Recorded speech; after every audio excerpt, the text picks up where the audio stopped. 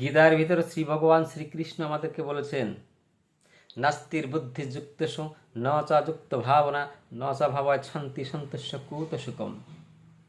যে আমাকে চেনে না, যে আমাকে ভালোবাসে না, যার সাথে আমার সম্পর্ক নেই, তার ভালো মন্দ আমি কিছু করতে পারি না, কারণ তার সাথে আমার সম্পর্ক নেই। যে মঙ্গল আসবে সে পথে আমি কাঠে কাটা দিয়ে রেখে দেয়। তাই যে সবসময় আমাকে ভালোবাসে, আমার সাথে যার সম্পর্ক আছে, তার সবসময় ভালো চিন্তা তার মাথায় আমি যোগান দিয়ে থাকি। তাই আমি চিন্তামণি। তাই তার বিপদ আপদ কিছু হলে ততক্ষণাৎ আমি তাকে সাবধান করে দিই এবং তার সমাধানের পথ বাতলে দিই।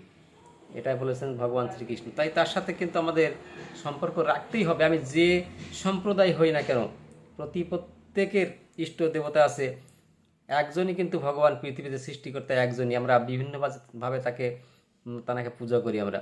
তাই এমন কিছু ভাবার দরকার নেই। প্রত্যেক যে সম্প্রদায় হই না কেন, গুরুর কথা কাটায় কাটায় পালন করতে হবে আমাদের, এবং তার কথা অনুযায়ী আমাদের চলতে হবে, সৎ পথে আমাদের সবসময় চলতে হবে। তাহলে কোনো অসুবিধা আবার হবে না। অবশ্যই আমরা সবাই ভালো থাকবো।